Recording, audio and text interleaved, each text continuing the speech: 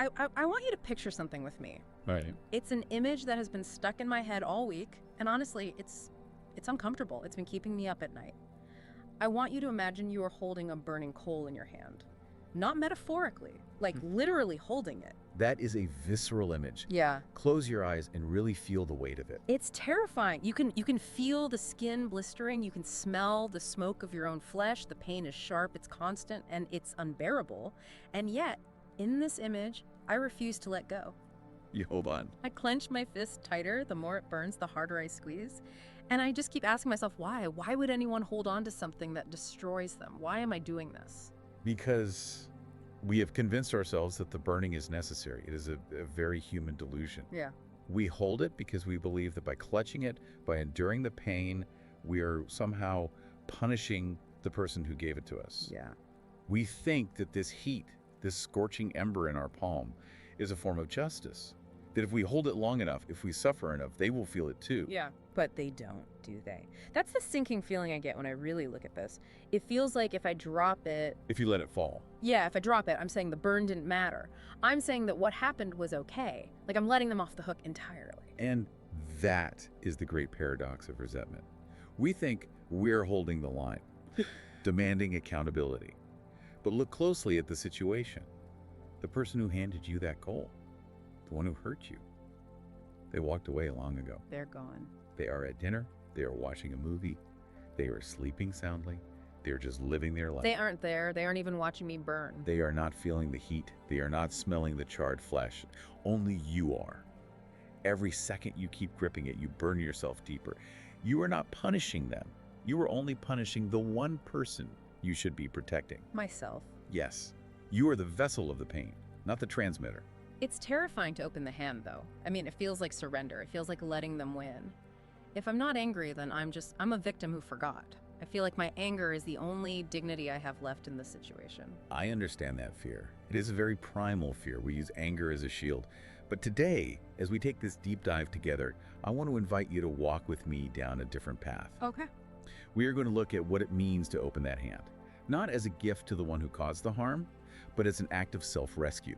We are going to explore how moving from victimhood to sovereignty isn't about what they deserve, it is about what you deserve. Self-rescue, that shifts the focus entirely. Because usually when we talk about forgiveness, we talk about it like it's a transaction, like I'm giving them a break. And honestly, sometimes my ego just screams, no, they don't get a break. Why should I offer grace to someone who offered me cruelty? We have been taught that forgiveness is a moral favor, a concession. We worry that if we forgive, we are lowering our standards or admitting that we are weak or spineless. But let us look at the natural world for a moment. Nature does not carry grudges. Think of a river. Okay, I'm picturing a river, fast-moving, cold water, maybe rushing over some old rocks. Imagine a heavy stone is thrown into that river, a massive boulder thrown with force. What happens in the moment of impact? There's a splash, chaos, the water gets disturbed, the flow is broken for a second, it bubbles up, maybe gets murky. Yes, the water trembles, it reacts. But does the river stop flowing? Does the water freeze around the stone and say, I will go no further because this stone is here? Yeah. Does it spend the next 100 years arguing with the rock, demanding the rock leave? No, it slows around it. Eventually, it smooths the edges, but it keeps moving. It finds a new path if it has to. Exactly. It moves around, over, and through the stone. It does not carry the stone forever. Yeah. Does not let the stone become the water. The river doesn't forget the disturbance. The stone is there, but it refuses to let the stone become its identity. You are that river. You are the flow, not the obstacle. That sounds beautiful, really, it does. But in practice, I feel like I do become the stone. I harden, I stop flowing because I'm so fixated on the obstacle. I've spent a lot of time trying to be a rock, trying to be hard enough to not get hurt rather than being the water. I feel like if I'm the water, I'm just gonna get walked all over. There is an ancient word in the Pali language that speaks to this exact tension. The word is kanti. Kanti, I've heard that used before. Doesn't it just mean patience, like waiting your turn? It is often translated simply as patience. But in English, patience implies waiting for a bus. It implies passivity. Kanti is too fierce for that translation. It truly means endurance without bitterness. Endurance without bitterness. That's a very specific distinction. Usually when I endure something, I am incredibly bitter about it. I'm enduring it, but I'm gritting my teeth. It is the key distinction.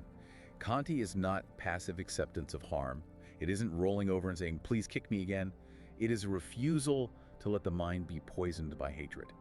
It is looking at the wound and saying, this hurts, this is terrible, but I will not drink poison hoping the other person dies. Wow. It is a strength that refuses to be corrupted by the aggression of another. You know, when you talk about poison, it reminds me of how my body physically feels when I'm in that loop of not forgiving. When I'm replaying an argument or a betrayal, it's not just a thought in my head. My chest gets tight, my heart races, I feel sick, like I've drunk too much caffeine and haven't slept. My shoulders are up to my ears. That is your body's wisdom speaking to you. Yeah. You cannot heal what you are still feeding. When we hold on to chronic anger, we are keeping the body in a state of emergency. Like a constant alarm bell. Exactly. The brain, specifically the amygdala, does not know that the trauma happened 10 years ago or 10 days ago. When you relive it in your mind, your body pumps the same cortisol, the same adrenaline, as if it is happening right now. You are physically re-injuring yourself. So if I'm thinking about an argument from 10 years ago, my body is chemically 10 years in the past. Precisely. You are time traveling, but only to the scene of the crime. You are trapping your biology in the past. That is exhausting just to think about. No wonder I'm tired all the time. It is a tremendous drain. Yeah. The body knows that holding on to resentment is toxic. It accelerates aging, it clouds judgment, it erodes your immune system.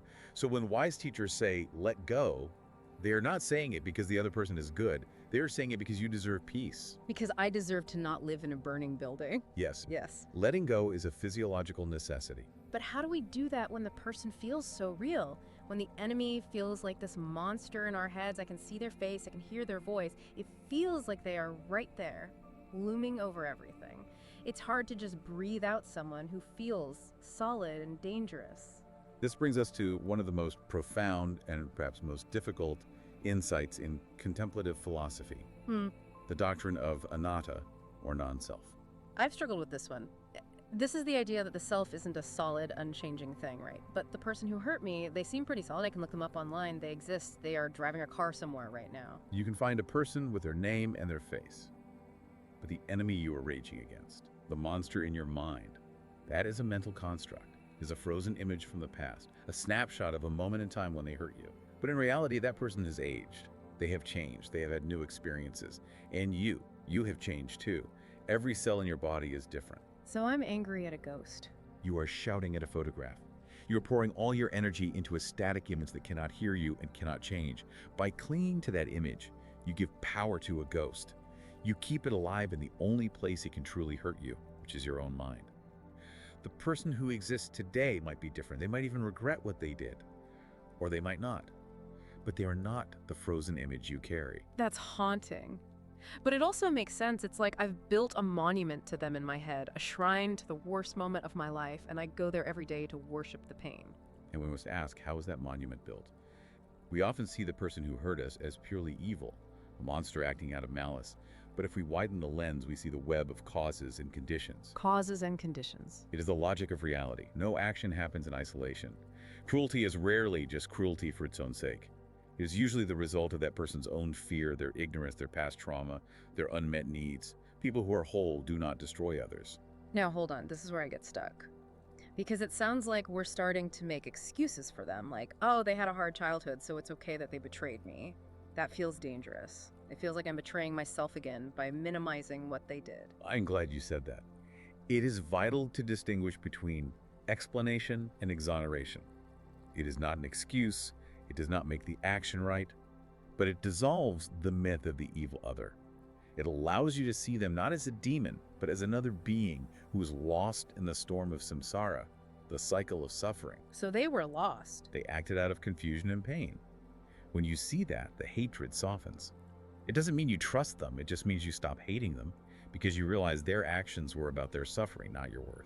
It's not about me. That's the hardest part to really internalize. It feels so personal. But if I can accept that they are just another confused human and I'm shouting in a memory, what do I actually do with the energy? I still wake up at 3 in the morning running the courtroom in my head. I'm the victim, I'm the judge, I'm the jury, and I'm prosecuting them over and over. The courtroom is a very exhausting place to live. It is expensive to keep the lights on in there. We need to move you from the courtroom to the inner temple. We need a shift in posture. Practically, though, how? When the emotions are screaming, I can't just think my way out of it. My mind just loops. You are right. You cannot think your way out of a feeling. You must act your way out. It begins with the body and the breath. Mm. There is a Tibetan practice called Tonglen. It translates to sending and taking. How does it work? Usually we run from pain, we distract ourselves, we numb out, we scroll on our phones. In Tonglen, we do the opposite. You breathe in the suffering, you visualize the hurt, the anger, the heat. You visualize it as thick, heavy smoke, and you breathe it right into the center of your chest. That sounds counterintuitive. Why would I want to breathe in the smoke? I want to get away from it. Because you are no longer fighting it. The fight is what causes the tension. You breathe in the reality of the pain, acknowledging, I am hurting. And then, on the out-breath, you visualize cool, clear light. You breathe out compassion, first for yourself. You breathe out relief. You become a filter. So instead of fighting the feeling, you metabolize it. You alchemize it. Yeah. You turn the lead into gold. You stop resisting. Because resistance is what keeps the coal burning. Another powerful practice is the ritual of release. The mind loves symbols. It needs a physical act to understand that something has ended. Like writing a letter. I've heard people suggest that, but I always stop halfway through because I know I can't send it. It feels pointless. Yes, write the letter. But do not write it for them. Write it for the sheer raw truth of it. Pour the rage, the grief, the unfairness onto the paper. Do not edit yourself. Do not be polite. Say the things you are too afraid to say, and then burn it or bury it. So the act of destroying the letter is the point. The fire transforms the paper into ash and smoke. The earth composts the paper into soil. It is a way of taking the poison out of your system and giving it back to the elements. And as you watch it burn, you can use a mantra. I release you, not because you earned it, but because I choose freedom. I choose freedom. I like that. It puts the agency back in my hands. But I have to ask the question that I think everyone wonders. If I do this, if I soften, if I breathe out compassion, if I release them, do I open myself up to be hurt again? Is forgiveness just making myself vulnerable? Am I essentially taking down the castle walls? This is the most common misunderstanding. Right. We confuse forgiveness with reconciliation. They're not the same thing. Forgiveness is not naivety. It is not blindness. In fact, true forgiveness sharpens your vision. How so? I feel like anger is what keeps my guard up. When you are drowning in rage, you cannot see clearly. You are reactive. You might let them back in because you are entangled with them, obsessed with them. But when you forgive, the fog clears. You see the person exactly as they are, flaws and all. And because you see them clearly, you can set a boundary that actually holds. So you can forgive and still say, you cannot come into my house. Absolutely. Think of the story of the Buddha and Angulimala. This is a famous story in the canon. Angulimala was a fearsome bandit, a serial murderer. His name literally means garland of fingers, because he wore the fingers of his victims around his neck.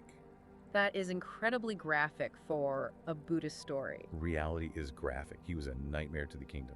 When the Buddha met him on the road, the Buddha did not run. He didn't attack. He stopped and spoke to him with complete, fearless compassion. He offered Angulimala a path out of his own hell. He forgave the man he had become. But, and this is crucial, he did not say, nice work, keep killing. Right, he stopped the violence. He stopped the violence by seeing the terror underneath it. He offered redemption. But boundaries remained. Angulimala had to face the consequences of his actions for the rest of his life. Forgiveness allows you to look at a toxic relationship and say, I wish you well, I see your suffering, but you cannot be here. You leave with dignity, not with bitterness. That is a very different kind of leaving. It sounds cleaner, like cutting a cord with a sharp knife instead of tearing at it with your teeth. Yes, and when you cut that cord cleanly, you stop the leak. The energy leak. In the East, they speak of punya, merit, or spiritual capital. But we can simply call it energy. Resentment is a massive leak in the soul. It steals energy from your creativity, from your new relationships, from your joy. Think of how much mental RAM is used up by holding a grudge. Oh, I feel that. It's exhausting to be angry. It takes so much work to keep that coal hot. I could be writing a book or loving my kids or just sleeping, but instead I'm obsessing over the past. Exactly. And imagine if you took all that heat, all that focus you've been pointing backward at the past, and you turned it forward. That's a powerful thought, reclaiming that investment, taking my life force back. You realize that holding on to the past is robbing your future. There is a story of a Zen master whose temple was burned down by a rival. Everything was lost. The ancient scrolls, the statues, the roof over his head. Devastating. That's his whole life's work. His students were furious. They wanted revenge. They wanted to sue. They wanted war. The master simply stood amidst the ashes, looked at the ruin, kicked through the rubble, and said, I will rebuild. Just, I will rebuild. No litigation.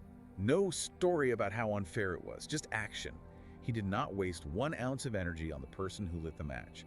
He poured all of it into the new temple. That is the alchemy, isn't it? Turning the poison into medicine, taking the energy of the hurt and using it to build something new. Yes, but be warned, nature abhors a vacuum.